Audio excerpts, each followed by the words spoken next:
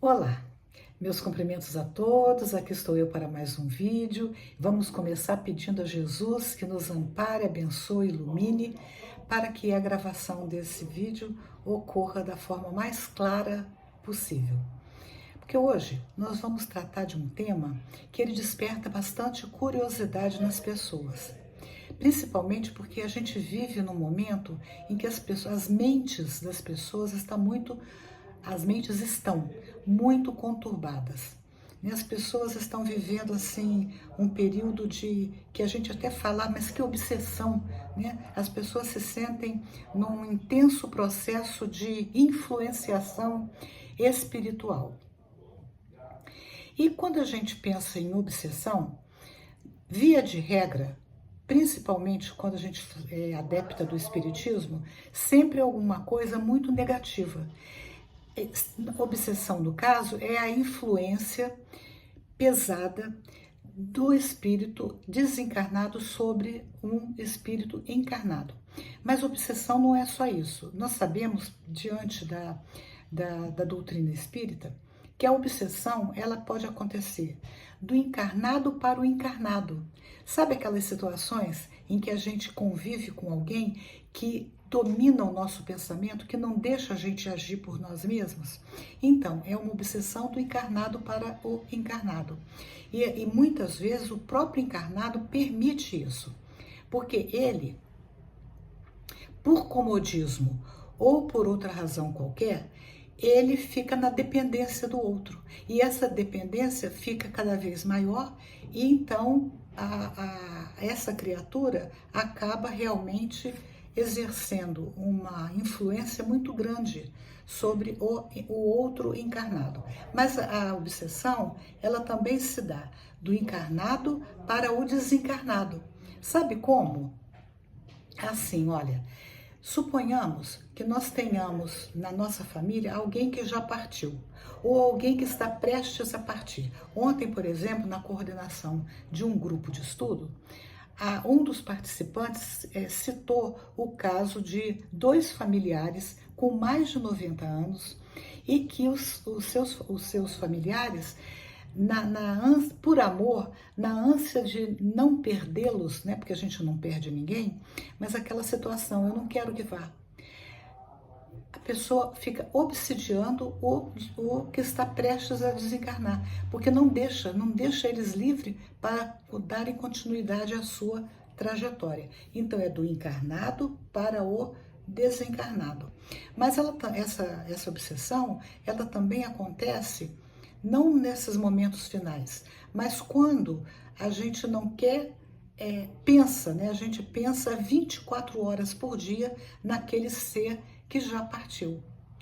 Então, é um tipo de obsessão também. E por isso nós precisamos ampliar o nosso conceito de obsessão, para que a gente tenha a capacidade de libertar essas criaturas para que elas deem continuidade ao seu desenvolvimento moral, intelectual, espiritual, porque afinal de contas, a verdadeira vida não é a vida da Terra, é a vida do mundo espiritual. Então, quanto mais nós entendemos isso, mais facilmente a gente consegue permitir que essas pessoas deem prosseguimento às suas existências no mundo espiritual de modo a evoluírem.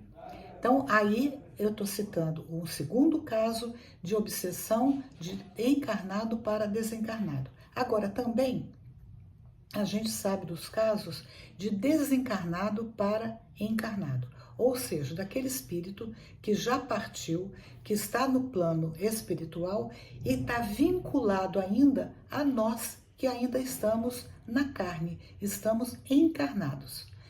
Via de regra, essas obsessões, elas acontecem por N motivos. Claro que a gente não vai ter tempo aqui de abordar todos esses motivos, mas, por exemplo, acontece quando esses espíritos guardam mágoas de nós. Então, eles não querem nos ver felizes.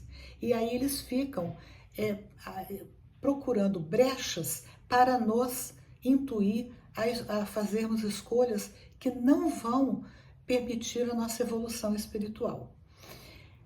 E aqui no caso que nós vamos estudar nesse livro aqui, Cartas e Crônicas, que é uma psicografia do Chico Xavier pelo espírito Irmão X, aqui ele vai tratar de um tipo de obsessão muito interessante que nós raramente paramos para pensar. E o texto se chama Obsessão Pacífica. Olha só, é uma obsessão, quer dizer, a pessoa fica pensando naquilo, seja lá o que for. Ele até cita aqui que existe obsessão, por exemplo, pelo corpo. Então é aquela criatura que quer ter o corpo perfeito. E ela faz tudo, ela fica o tempo todo investindo naquele corpo que já não faz sentido para ela, né? Mas ela fica ali, né? Pensando nesse corpo. A obsessão pacífica é aquela obsessão que o nosso personagem, o Irmão X.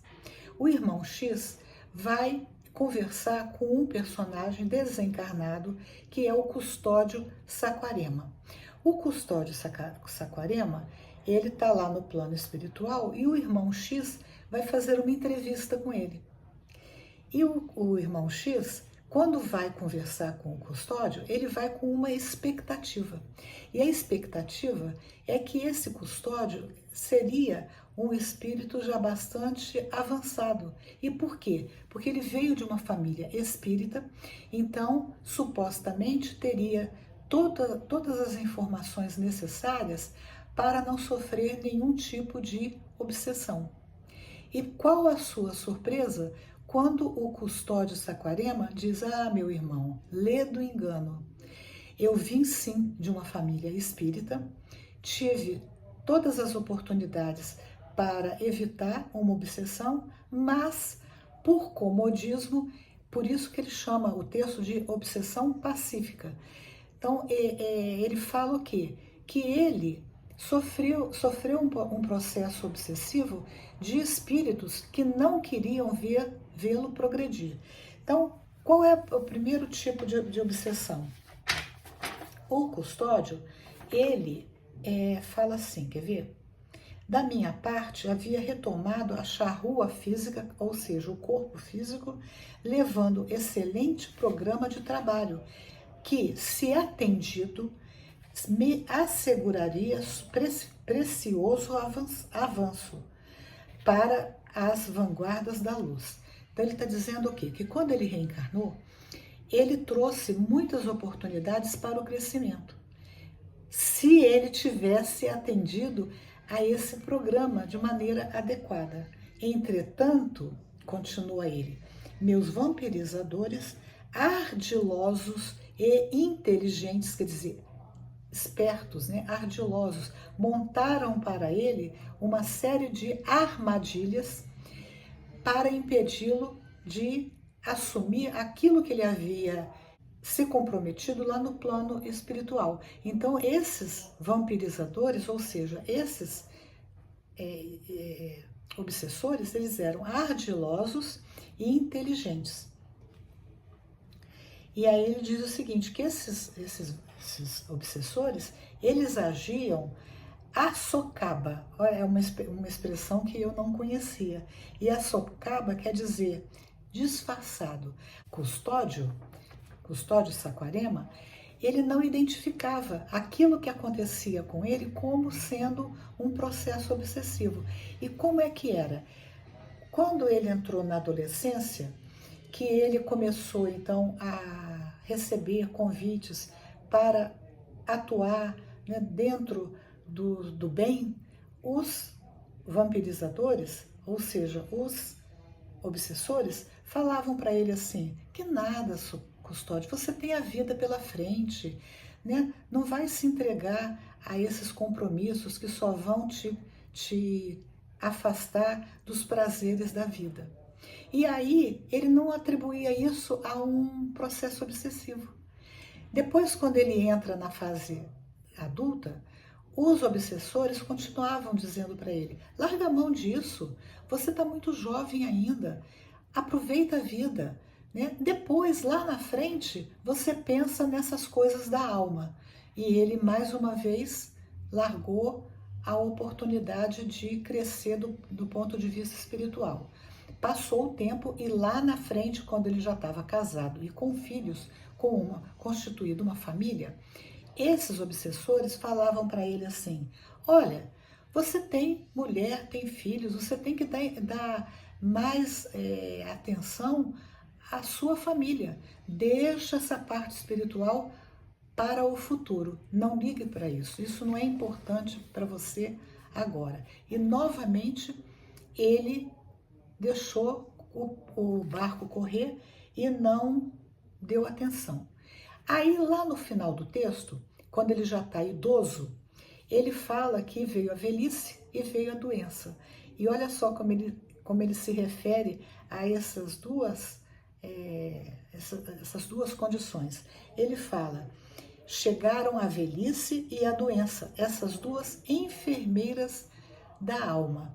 Ou seja, lá na frente, quando o nosso corpo já está debilitado, aí vem a doença e vem a velhice.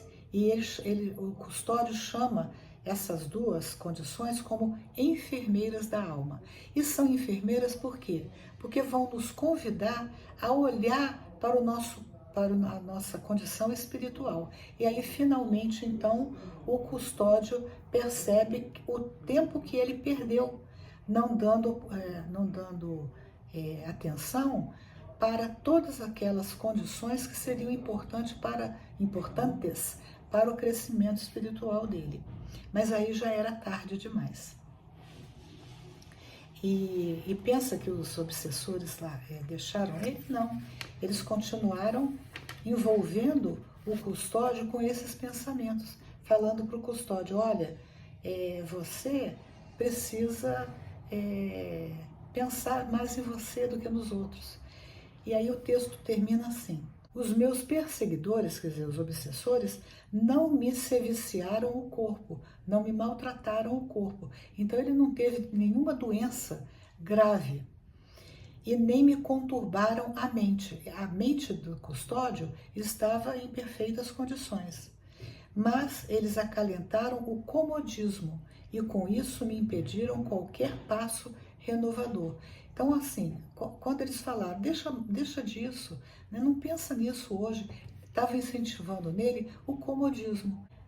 E o Custódio, então, depois que ele faz todo esse relato para o irmão X, ele faz uma solicitação para o irmão X fazer um relato da sua experiência, da experiência do Custódio, para que eles não se deixassem levar por esse comodismo que hoje estava prejudicando tanto a evolução dele.